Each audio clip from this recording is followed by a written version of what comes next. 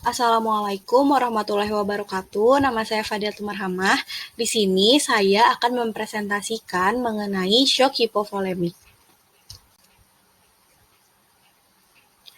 Shock adalah suatu sindrom klinis yang ditandai dengan kegagalan dalam pengaturan peredaran darah sehingga terjadi kegagalan untuk memenuhi kebutuhan metabolisme tubuh. Shock hipovolemik adalah kondisi medis atau bedah di mana terjadi kehilangan cairan dengan cepat yang berakhir pada kegagalan beberapa organ. Biasanya disebabkan oleh volume sirkulasi yang tidak adekuat dan berakibat pada perfusi yang tidak adekuat. Selanjutnya ada etiologi.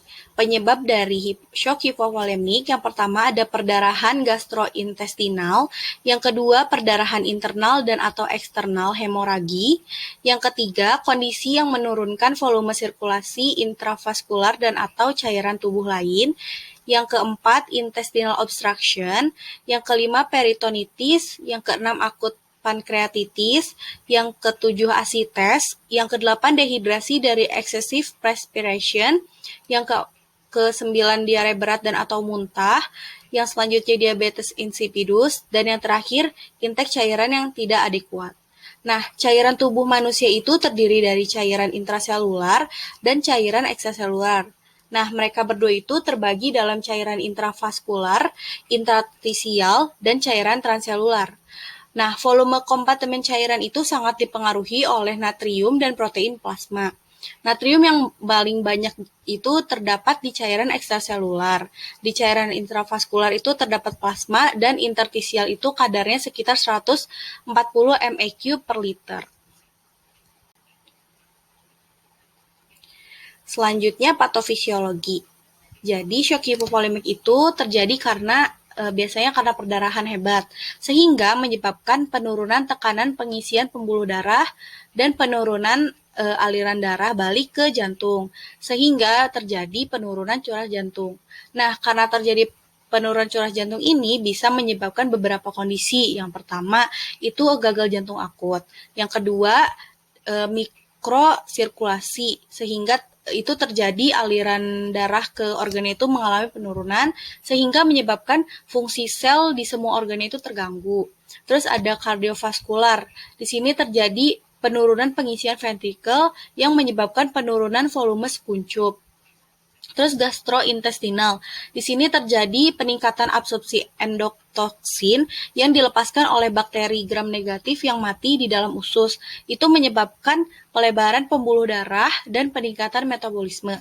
Dan yang terakhir itu terjadi neuroendokrin. Selanjutnya penata laksanaan. Penata laksanaan yang pertama yaitu melakukan pengkajian. Yang pertama itu ada airway and breathing. Nah, prioritas pertama adalah menjamin airway yang paten dengan cukupnya pertukaran ventilasi dan oksigenasi. Nah, biasanya itu akan diberikan oksigen tambahan untuk mempertahankan saturasi oksigennya itu lebih dari 95%. Terus yang kedua, circulation. Circulation kontrol perdarahan, termasuk ke dalam prioritas adalah mengendalikan perdarahan yang jelas terlihat, memperoleh akses intravena yang cukup, dan menilai perfusi jaringan. Perdarahan dari luka di permukaan tubuh atau perdarahan eksternal biasanya dapat dikendalikan dengan melakukan tekanan langsung pada tempat perdarahan. Terus yang ketiga ada disability.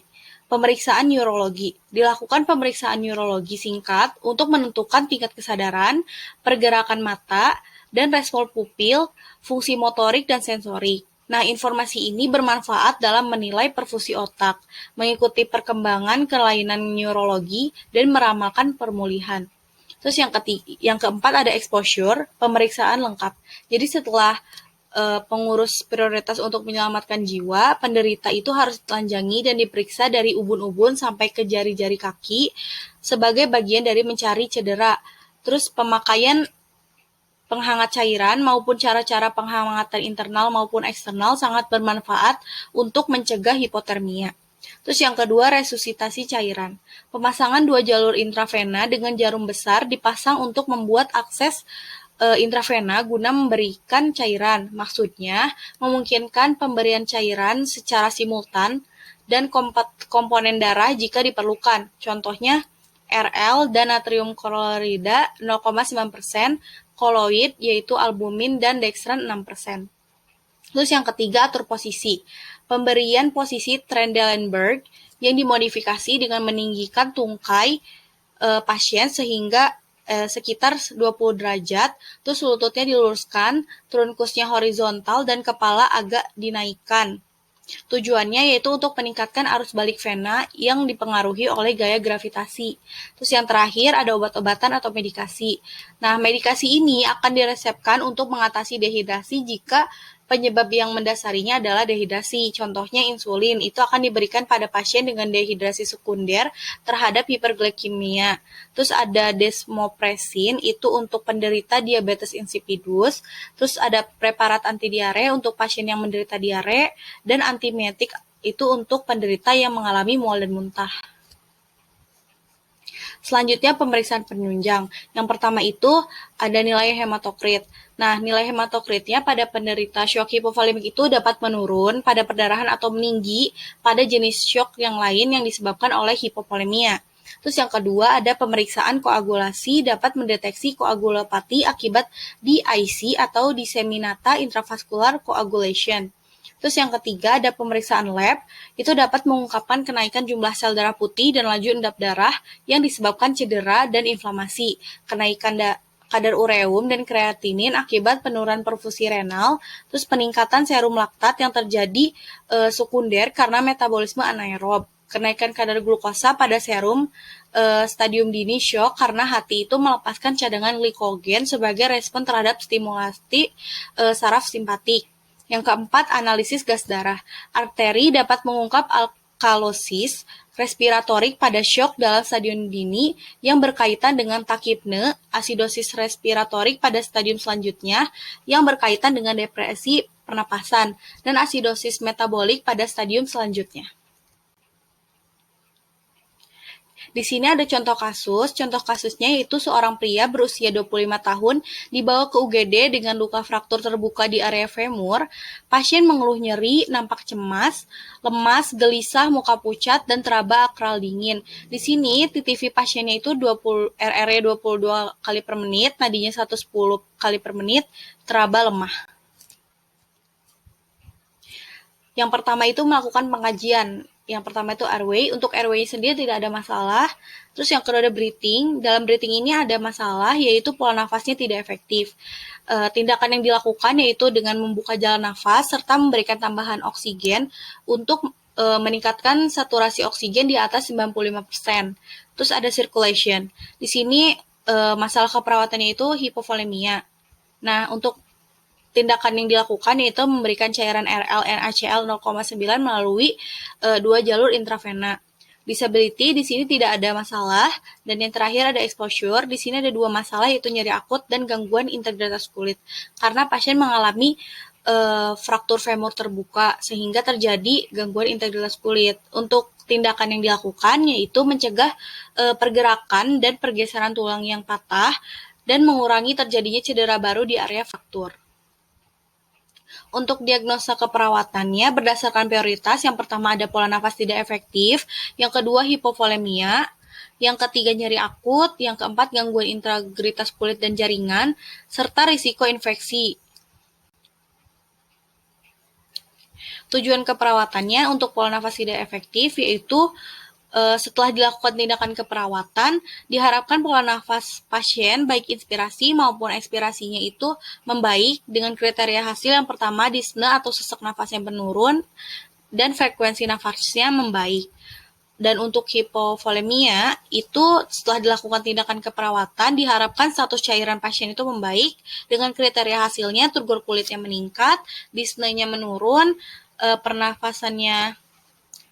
perasaan lemahnya menurun, serta kekuatan nadinya meningkat. Selanjutnya intervensi keperawatan. Di sini ada pemantauan respirasi dan manajemen hipovolemia.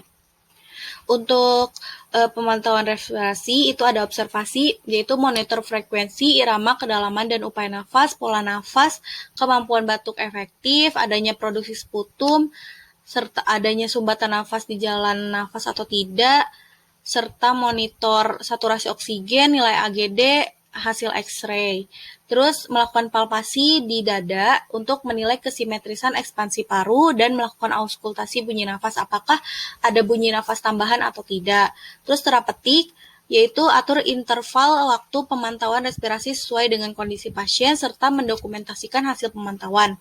Yang terakhir itu edukasi, jadi menjelaskan tujuan dan prosedur pemantauan respirasinya serta informasikan hasil pemantauannya.